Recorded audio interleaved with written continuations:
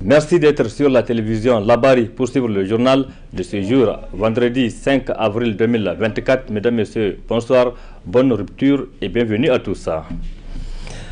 C'est l'actualité du jour. Tous les conseils municipaux, les conseils de ville et les conseils régionaux du Niger ont été dissous hier, jeudi 4 avril 2024, à travers une ordonnance signée par le chef de l'État, le général de brigade Abdourahmane Tchani. Les différentes entités administratives du Niger seront donc dirigées par des administrateurs délégués. Cette décision est attendue par des Nigériens dès les premières semaines du coup d'État du 26 juillet 2023. N'est-ce pas, Ismaël Moumouni? Dissolution des conseils municipaux, des villes et régionaux du Niger. Cette décision intervient 8 mois après le coup d'État du Conseil national pour la sauvegarde de la patrie, CNSP. Cette décision des autorités est appréciée par les citoyens. C'est une bonne appréciation, moi, de mon côté. Parce que peut-être, quelque part, nous voyons que l'autorité a accusé de retard pour faire partie tous ces maires sur toute l'étendue du territoire. Parce que, vous savez, les autorités militaires qui sont là, ils ont trouvé le pays couché, pas à genoux. C'est un pays couché. Et c'est la faute de ceux-là, les maires, gouverneurs, jusqu'aux ministres de l'ancien régime. Tout le monde le sait. Il fallait les dégager depuis. Mais on était pressés. On était pressés de trouver qu'ils n'ont pas été dégagés depuis. Mais l'autorité sait ce qu'il fait. Elle sait où prendre pour vraiment bien mener les choses à bord. Nous soutenons à 100% cette décision du CNSP parce que les Nigériens attendaient cette décision depuis longtemps. Estimaient que pour que le coup d'État soit aussi décentralisé que l'était avant l'exercice du pouvoir, il fallait que les maires, les conseils soient dissous pour que les populations qui sont dans les recoins les plus reculés du pays sachent aussi qu'il y a une rupture dans la gouvernance et que c'est une nouvelle façon de voir le Niger, un Niger indépendant, souverain et libre. Donc on estime qu'aujourd'hui, la décentralisation de l'événement du 26 juillet 2023 est appréciée en tant que comment dire, c'est le parachèvement de la libération de notre peuple qui commence. Après avoir félicité les nouveaux administrateurs délégués nommés, ces citoyens n'ont pas manqué de dresser leurs attentes. Les différents maires, nous les souhaitons bonne reprise des fonctions et surtout une conscience nigérienne. Et conscience nigérienne, et quand je dis une conscience nigérienne, je fais appel au temps de Kounké, où chacun, avant de poser un acte, il le fait dans toute responsabilité. Donc, c'est à ce sens que nous les attendons. Il n'y a pas question de parti. Tout ce que nous voulons que les personnes nommées comprennent, c'est que le Niger est résolument engagé dans un processus qui est exigeant. Il y a une exigence, surtout en matière de redevabilité vis-à-vis des populations, de transparence dans la gestion. Donc que ces maires-là, ces administrateurs délégués nommés, comprennent qu'ils n'ont pas été nommés juste pour remplacer les maires existants, mais c'est pour apporter une nouvelle manière de faire dans un Niger nouveau. Les conseillers municipaux des villes et régionaux sont comptables de la gestion des collectivités territoriales, donc du pays, d'où leur rôle important dans la gouvernance du Niger. Pour une gestion saine, les citoyens invitent les autorités du CNSP à élargir cette révocation aux secrétaires généraux des différentes entités administratives.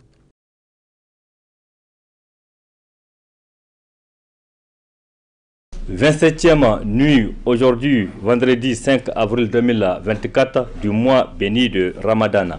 Une nuit au cours de laquelle le livre saint, le Coran, a été révélé. Cette nuit est appelée communément la nuit de Laylatul Qadr ou nuit du destin. Ainsi, tout au long de cette nuit, les mosquées seront prises d'assaut par des fidèles qui vont prier et qui vont implorer Dieu le Tout-Puissant, le Miséricordieux, pour qu'il descende sa bénédiction sur le Niger et son peuple. D'autres explications avec Cheikh Ben Salah sur l'importance de cette nuit. En termes clairs, Allah n'a-t-il pas dit au chapitre 3 de sa glorieuse révélation, Sourate Ali Imran, verset 110 que Kuntum khayra ummatin ukhrijat linnas ta'muruna bil ma'ruf wa tanhauna 'anil munkar wa tu'minuna billah. Vous êtes umma de Muhammad sallallahu alayhi wa sallam, la meilleure des communautés, la meilleure des nations, la meilleure des ummas qui ait été donnée aux hommes. Vous ordonnez le convenable, vous interdisez le blâmable et vous croyez en Allah parce que nous sommes les meilleurs. Allah nous offre la possibilité, Allah nous donne l'occasion de rattraper en une seule nuit mieux que ce que d'autres ont fait en 1000 mois, en termes clairs. Un subhanallah prononcé pendant la nuit de Qadr, pendant Laylatul Qadr. Un Allahu Akbar prononcé pendant Laylatul Qadr. Une page du Coran lue pendant Laylatul Qadr. 1000 francs donnés en aumône pendant Laylatul Qadr. Bref, toute bonne œuvre accomplie pendant Laylatul Qadr nous est comptée selon la fontaine de toutes les miséricordes comme étant accomplie pendant plus de 83 ans et 4 mois. Comme nous sommes les meilleurs, et parce que il est clair que rares sont parmi nous qui vont atteindre 83 ans et 4 mois, alors que par la grâce de la fontaine de toutes les miséricordes, celui qui a 50 ans aujourd'hui et qui, par la grâce de Dieu, a eu à faire 35 ans de jeûne, et si par la grâce d'Allah, il a eu 35 Laylatul Qadr, eh bien ça fait 35 fois plus de 83 ans et 4 mois. C'est vous dire que la miséricorde d'Allah est infinie. Et Ummah de Muhammad sallallahu alayhi wa sallam, nous devrons nous réjouir parce que Allah subhanahu wa ta'ala, dans sa miséricorde infinie, nous offre tous les moyens, nous donne toutes les occasions pour réussir ce rendez-vous avec sa face resplendissante au lieu des majestés de gloire. Merci Cheikh Ben Salah et chers fidèles, profitez donc de ce moment solennel. En ce mois béni de Ramadan, les habitudes alimentaires des jeûneurs changent. En effet, de la levée au coucher du soleil, les fidèles s'abstiennent de manger et de boire, chose qui présente des conséquences positives à l'organisme. Quels sont donc les bienfaits du jeûne de Ramadan sur la santé humaine? Réponse dans ce reportage signé Ismaël Moumouni et Nasser Seydou. Troisième pilier de l'islam, le jeûne est recommandé à tout musulman en bonne santé. S'abstenir de boire et de manger de l'aube jusqu'au coucher du soleil, que certains trouvent très difficile et pourtant positif pour l'organisme, comme en atteste ce spécialiste. Le jeûne, d'abord, de façon générale, souvent est même indiqué dans la prise en charge de certaines maladies. Et en dehors de ça, toujours est-il, les médecins expliquent chaque fois aux patients qu'ils reçoivent qu'ils doivent respecter un régime pour la réussite de leur traitement. Quand on prend le cas du diabète, quand on prend le cas de l'hypertension artérielle, en tête de liste dans la prise en charge, il y a ce qu'on appelle le régime hygiéno-diététique. C'est-à-dire le patient doit avoir des restrictions et des limites par rapport à la consommation d'une certaine catégorie d'aliments. Donc le jeûne, il va contribuer en tout cas à aider les patients de façon particulière et tout le monde de manière générale à adopter un certain, en tout cas, hygiène de vie par rapport à une certaine discipline par rapport à l'alimentation. Le jeûne permet de faire une prévention globale des maladies. Parce que de manière générale, on a 4 types de maladies. Il y a ce qu'on appelle les maladies d'origine infectieuse, les maladies non transmissibles qui sont essentiellement dues à notre mode de vie et particulièrement à nos habitudes alimentaires. Donc à travers le jeûne, on apprend vraiment à prévenir ces maladies. Jeûner est bon pour la santé car elle permet aux organes de mieux assurer leur fonctionnement. L'appareil digestif est un appareil qui fonctionne de façon continue. Et cet appareil-là qui fonctionne de façon continue, cette fonction l'expose souvent à certaines maladies. Mais le jeûne intervient pour mettre au repos l'appareil digestif. Et quand l'appareil digestif est au repos, c'est beaucoup d'organes qui profitent pour se reposer. Parmi ces organes, vous avez même les glandes salivaires, vous avez l'estomac, le pancréas, le foie, la vésicule biliaire. Tous sont des organes qui vont profiter de ce moment-là pour aller au repos. Et le repos favorise la régénération cellulaire et laquelle régénération cellulaire permet de prévenir la survenue du cancer. En dehors des bienfaits sur la santé humaine, le jeûne est également une opportunité de transformation personnelle et spirituelle, favorisant un équilibre du corps, l'esprit et de l'âme. Parlons à présent d'un aliment qui a le vent en poupe pendant cette période de jeûne de Ramadan. C'est le moringa, très riche en vitamines et un produit accessible à toutes les bourses sur les différents marchés de la capitale. Le reportage est signé notre stagiaire Nana Firdaussou Saleh et Sadoumi. Le moringa est l'une des plantes les plus utiles et les plus polyvalentes qui existent. Le moringa est une source de la vie. Le moringa est produit au Niger dans presque toutes les régions. Il est vendu frais, sec ou préparé.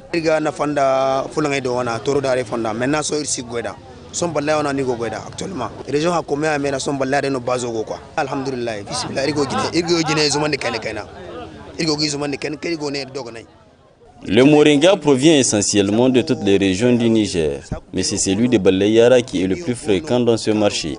Il y a 3 types de sacs, dont le petit, le demi et le grand sac. Le prix du grand sac varie de 13 à 14 000 voire plus.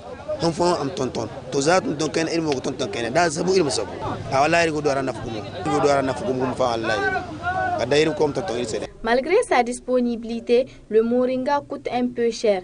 Une cherté qui s'explique du fait de la forte demande due à une consommation à grande échelle de ces produits.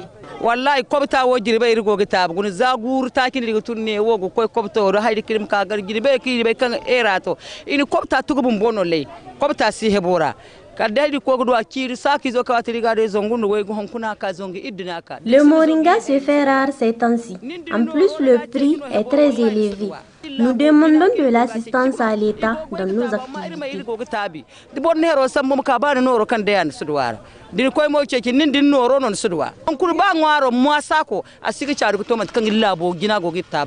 Le moringa présente des avantages pour la santé, au-delà de sa grande valeur nutritionnelle. Cérémonie de remise des prix aux lauréats de la première édition de Moussabaqa ou concours de lecture et de mémorisation du livre saint, le Coran, organisé par le groupe de presse Al-Faïda.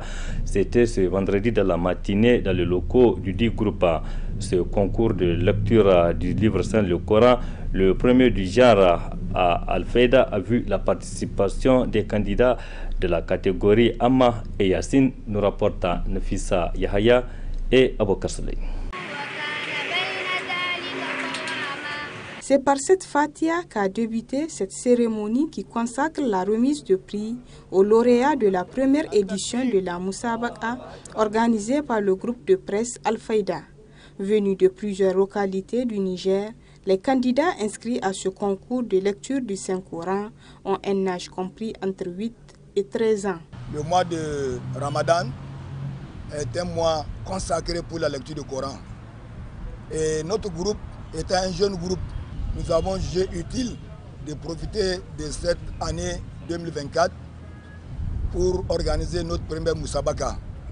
Et cela pour non seulement rehausser l'éclat du Saint-Coran, mais aussi pour encourager les jeunes enfants que nous avons invités à cette Moussabaqa. Parce que nous sommes dit que nous sommes en début et le début est difficile. Et le début, nous devons le faire avec les enfants. C'est pour cela que vous allez voir, nous avons invité les enfants qui viennent des différentes contrées de Niamey, parce que nous avons estimé que l'apprentissage s'apprend et se fait à partir des enfants. Et c'est par la suite qu'on devient grand. Et nous espérons que ces enfants que nous avons invités pour cette première Mousabaka, d'ici 1 an, 2 ans, 3 ans, seront ceux que nous allons inviter pour la lecture du Saint-Coran en entier. L'occasion pour les organisateurs de féliciter et encourager ces candidats avant de remercier tous ceux qui ont contribué à la bonne marche de cette édition. Je tiens vraiment à remercier toutes les daïras qui ont accepté de faire venir leurs enfants pour cette Mousabaka. Et je tiens à remercier particulièrement tous ceux qui nous ont accompagnés pour que nous puissions organiser cette Mousabaka. Je l'ai dit tantôt, nous avons voulu faire la Mousabaka pour les 4 niveaux, c'est-à-dire les 2 ISIP, les 15 ISIP, les 30 ISIP et les 60 ISIP. Compte tenu de la situation, nous avons opté pour faire pour cette année les 2 premières étapes, c'est-à-dire les 2 ISIP et les 15 ISIP. Pour cette première édition de Mousabaka à Al-Faïda, 2 catégories de lecteurs ont concouru. Il s'agit de la catégorie Amma et Yassine. Ces candidats ont tous reçu des prix comme pour dire qu'à Al-Faïda, tous les lecteurs du Saint-Coran sont méritants. Félicitations donc aux lauréats et vivement à la 2e édition.